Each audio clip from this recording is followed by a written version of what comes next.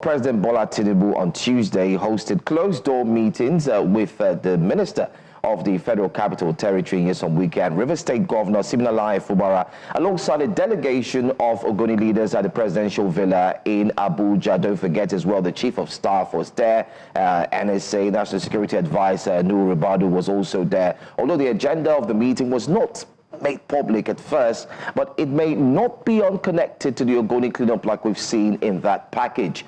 However, don't forget that recently a meeting was equally held some few months back that brought these two political juggernauts together to equally also make peace, especially for River State. But what has been the conclusion? Well, we've seen back and forth, we've seen arguments, we've seen fights, we've seen issues about the assembly being divided, and Nigerians are asking, possibly that's what led to the FCT Minister holding a media chat a few days back, discussing extensively and speaking about clarity, especially concerning his relationship with himself and Fubara, who happens to be the current River State Governor. But let's have our guests join us right away as we explore this conversation. We do have joining our Special Assistant to the FCT Minister talking about Nyesom Wike. We do have a Special Assistant to him on Public Communications and New Media. Mr. Lere Olayinka joins us this morning all the way from the FCT. Good morning and thank you for buying out time to speak with us this morning. Thanks for having me. All right. First off, let me get your thought on the meeting that held yesterday. You're a special assistant to the FCT Minister. You may have at least gotten a little bit of information on how that meeting went. Our correspondent put a package together that we just saw, and we did see what the goal is for that meeting. But could you also share with us what the mood possibly was like between your principal, who happens to be the FCT Minister, and the current Governor of River State? Are we going to see any peace accord anytime soon between these two?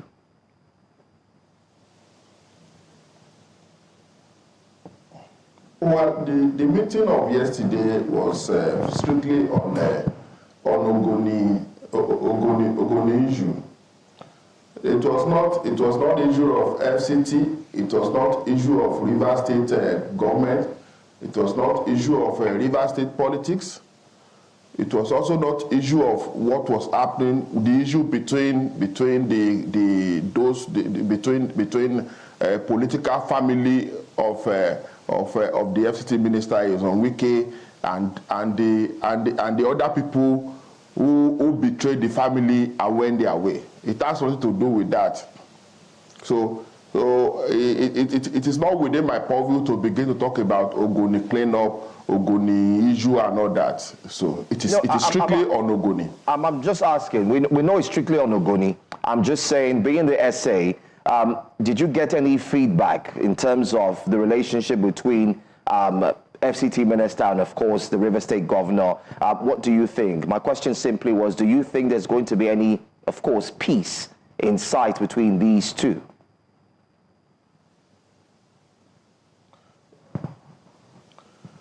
I doubt if there will be any issue. Maybe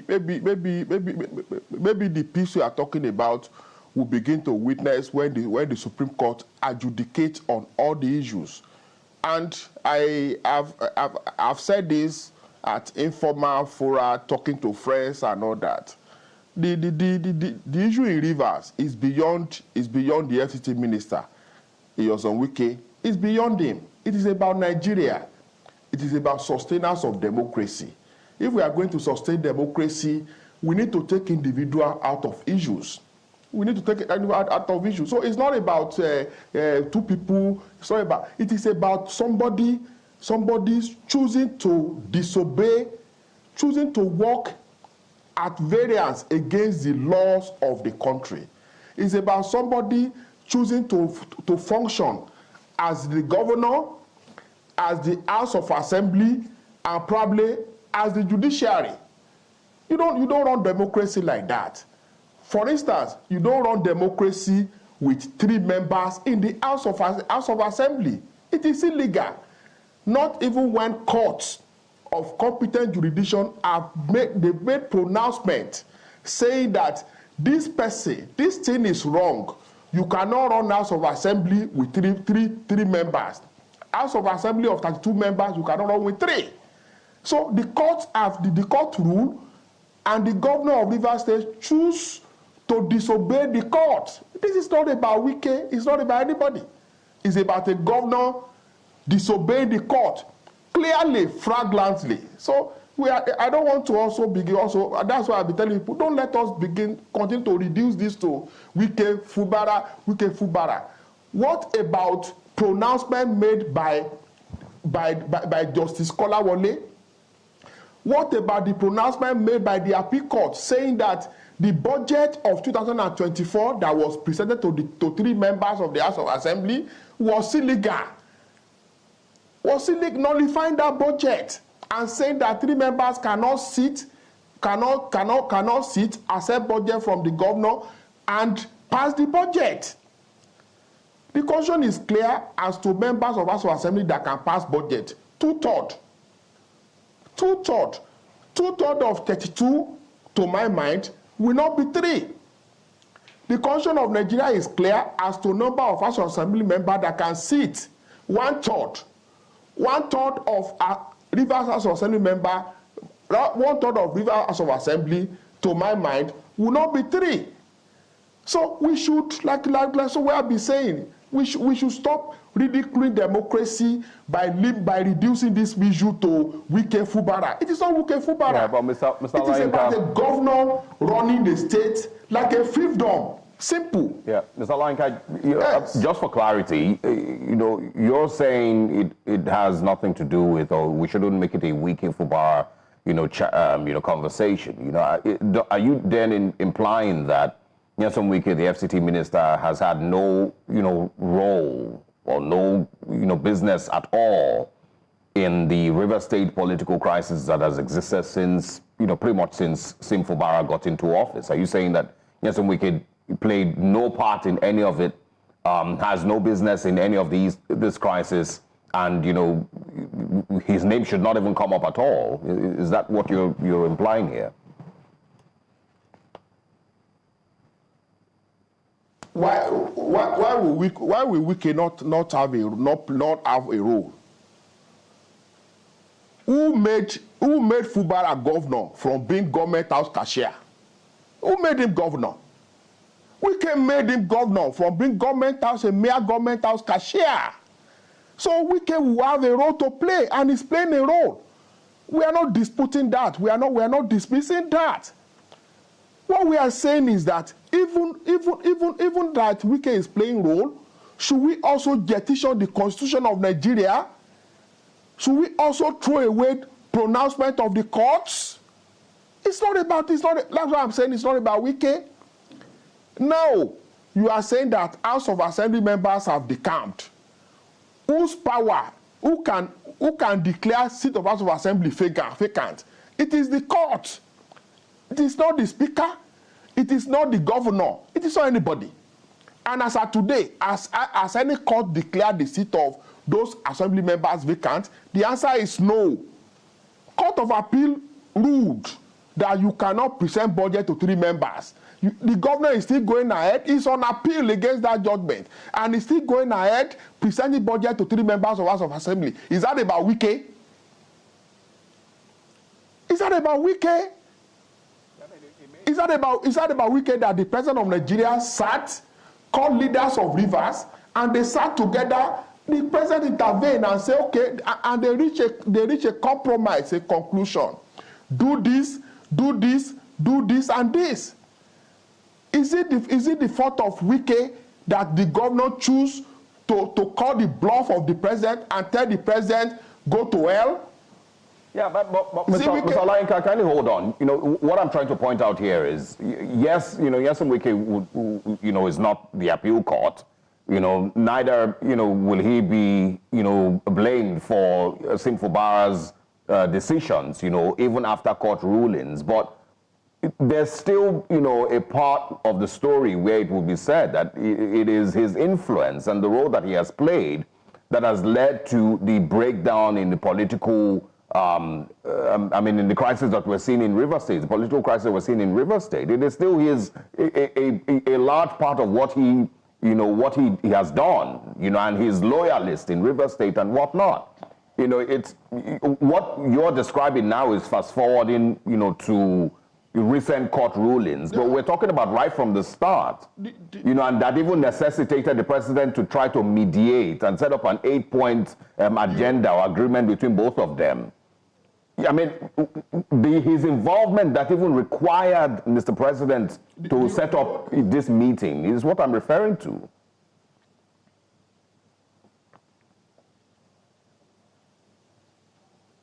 The role that he has played.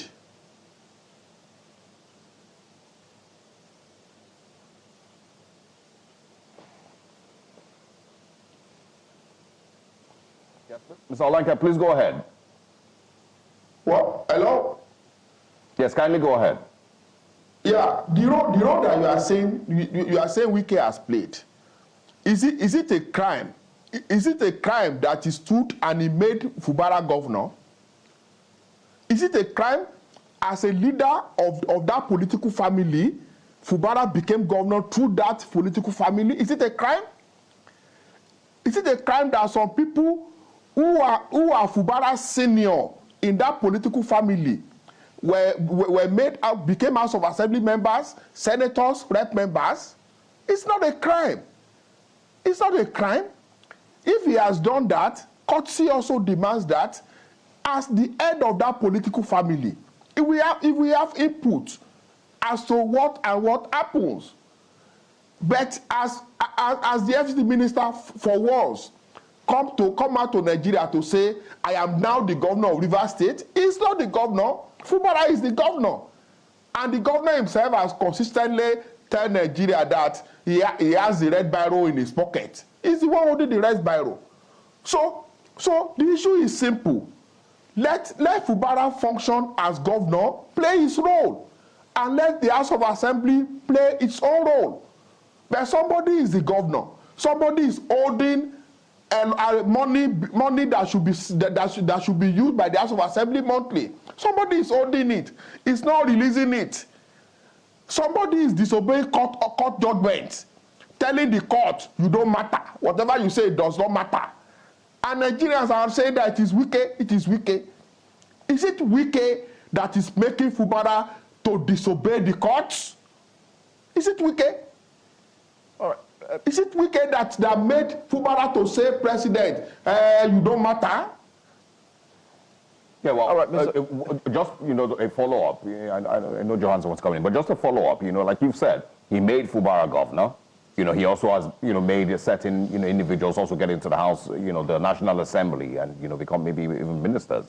I'm sure Nigerians would read that in a certain way, but I want to give the benefit of that is that what you're saying really is that his influence, and his support, is what got these people into these offices. Let's assume that's what you're saying. The way they did it. Let me come in here. Yeah, go ahead. Let me come in here. Let me come in here. Nigerians who want to read it will be Nigerians who are emotional, who are sentimental, who don't understand politics. Can you become governor if you don't have your party nomination? Can you be in the House of Assembly if you don't have your party nomination? Somebody made you to get that party nomination. Somebody made you. Somebody even bought the nomination form for you. You did not buy the form for yourself. Somebody went to Abuja and bought the form, gave you to fill, collected the form from you, took the form to Abuja to go and submit. Who made you governor? That person made you governor. Yeah, but I don't know if, if we're not seeing a flaw here. And I can say it, I can beat my chest anywhere that Wike made Fubara governor.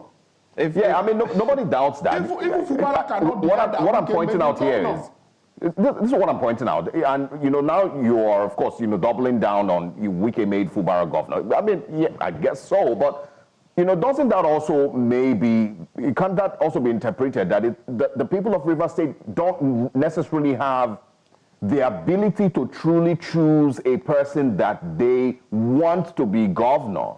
they don't have the ability to look through all the politicians in Rivers State and say that this is the exact one that we want, because the way that you've described it, Nyesom Wike, allowed or approved of this particular individual, and then facilitated him being governor, and so it's taking the power away from the people of Rivers State.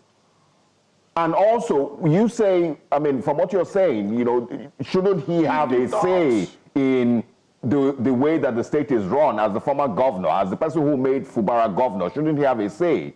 But isn't Fubara as a governor allowed to be an independent mind, to be able to make his own political decisions, to be able to make his own governance decisions as a governor? Is he allowed to do that?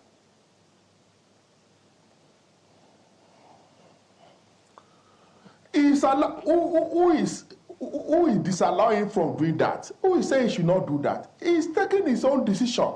And the decision he's taking is to disobey the court, is to call the bluff of the court. That's the decision he's taking.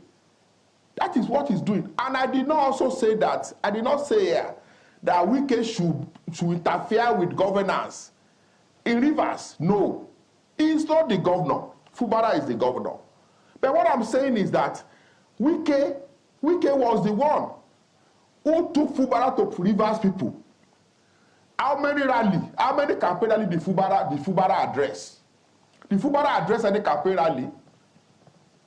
Did he address any rally? Mr. Olayinka, it was Wike that was addressing rally now. So, Mr. Olayinka, that was speaking to Rivers people. Can we rightly say that? Person. And the Rivers people listen to him. Okay, so Mr. Olayinka, I do have a series of questions for you. So can we rightly say then, with this remark you just made, that Fubara was not elected by the people, but was selected? Because you said how many statements? He didn't make any statements. He was taken on campaigns, who spoke out, and so on. Can we say that?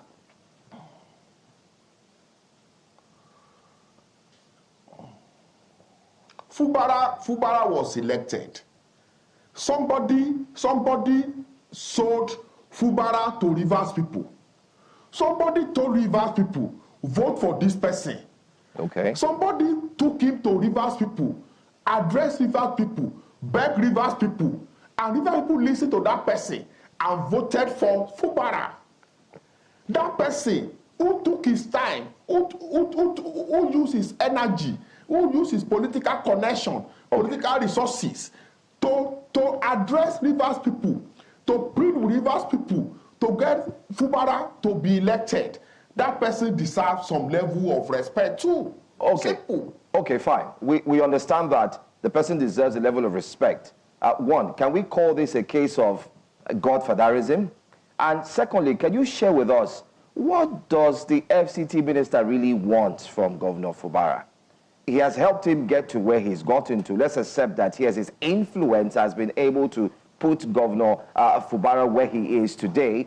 But what is he asking for from Governor Fubara that seems to be causing this entire loggerheads, making them get go at each other every now and then? Because if he's gotten him there, don't you think you should let him work for the people?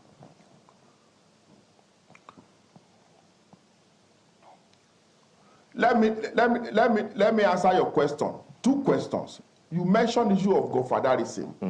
It is always convenient for us to sit back. We don't want this Godfatherism. Even in religious settings, in Christendom, there is Godfatherism. There is God the Father. Somebody, Apostle Paul, was godfather of Philip. So there will always be Godfather. I'm a Yoruba person. They say, when you don't have somebody to push you, to support you, you are not likely to be successful quickly. So when you have someone to push you, to support you, that does not make that person clearly a godfather. The person has pushed you, he has supported you the way he supported other people. He has made you governor. He has supported other people to also be House of Assembly members. It is a political family. some certain things are expected of you to be done by you as governor. Because, number one, let me explain this clearly. You have a family of 6 children, 6 male children. When the father dies, the head of the family dies, and they choose to share the inheritance of the father.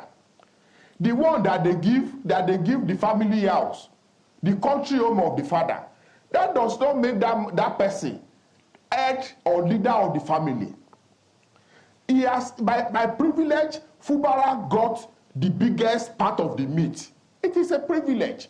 That does not make Fubara to be superior to other members of that political family. It's a political family. That does not make Fubara to be superior to the person who got House of Assembly slot. That does not make him. So he is now the one that should have known how to marry some of these things together. Let me give you an example. Governor Ododo became Governor Ododo of Kogi State. Before he became governor, commissioners were appointed by his predecessors. He's working with those commissioners now, no complaint, nothing. Nobody is talking about Godfatherism in Kogi. Nobody is talking about Godfatherism. But somebody became governor of Rivers State. Even before he swearing in, he was already looking at those who made him governor, those who supported him in the face and saying, I have the red biro. I can do anything with you. You ask me, what does Wike want from Fubara? He does not want anything. They have come out of, they have said a lot of things. He wants money from Rivers. What does he need Rivers money for? What he wants is for Fubara to govern properly. He should govern properly.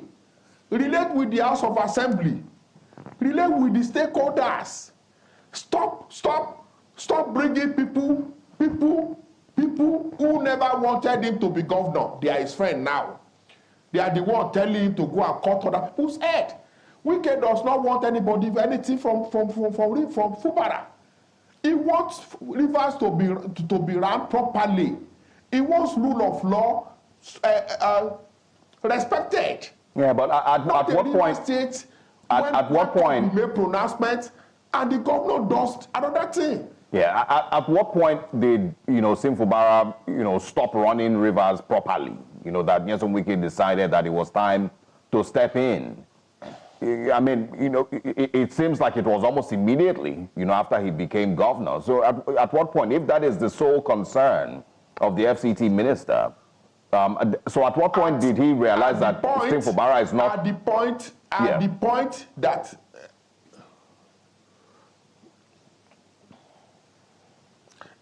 point that fire was set at the House of Assembly, at the point that the House of Assembly was prevented from sitting, at that point that House of Assembly wanted to sit, after someone took talks there, governor led talks with the House of Assembly.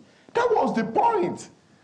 Because the governor is the governor, heading the executive arm of government. The House of Assembly is there on its own. They have right to change their speaker. They have right to change the... Shebi in Lagos State, they changed the speaker last week. So at the point that the governor interfered with the function of the House of Assembly, that was when this crisis started. Okay, just to also clarify, you made reference to Kogi State, and the predecessor, Yahya Bello, who of course, is now having his run-in with the EFCC, nominating commissioners and other, government heads in Kogi State, which Governor Ododo doesn't seem to have a problem with. We can maybe also say the same thing will be happening in Edo State, as it stands. So are you, pretty much saying that that's the same thing that happened in Rivers State? Did Nyesom Wike nominate, commissioners? Did he also, appoint, or rather nominate commissioners and also members of the House of Assembly in Rivers State?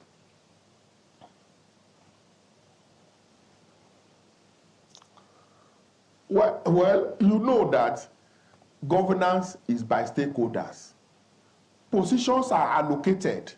You are aware that the daughter of former governor of Rivers State Dr. Peter Odili is a commissioner in this government. Who nominated her? The father nominated her. The same way, because look at this thing. In every local government in Rivers State, there are stakeholders. If you want to bring commissioner, you ask the stakeholders, who do you want? So in most cases too, you cannot say that the governor will be the 100% that will nominate his commissioners. No, because he did not on himself become governor. People work, people labored, people suffered for him to be governor. So, and they want reward too.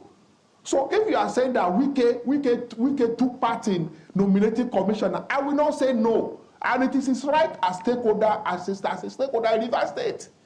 You will not say that a governor who uses political strength to make you governor, political strength to make you as an assembly member, and that person will not say one day, okay, this person work for us in Opobo, make him commissioner. Yeah, but that's not, Mr. Olayinka, there's a problem here because work for us in this local government. Yes, but that means that appointments are being made not based on the credibility and the pedigree of these people, but mostly because of favors being given by the political leader of the state. This has nothing to do with improving governance in Rivers State. This is, from what you're saying, is mostly friends of the family get positions. You are a loyalist, so you get a position. It has nothing to do with governance. It doesn't improve on governance in Rivers State. It doesn't benefit the people of Rivers State. And that's what you've described, entirely. That people that are commissioners in Rivers State are part of this big family, political family in Rivers State. So they will get something. You will get your own. This person will get his own. But they have nothing to do with their capacity to actually run those ministries, to be House of Assembly members. Don't you see the problem here?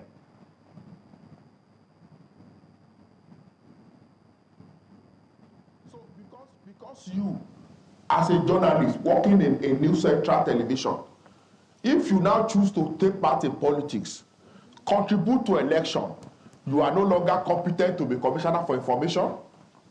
Because a doctor is now a doctor playing active role in politics. When there is time for appointment, that doctor can no longer be made commissioner for health, is no longer competent.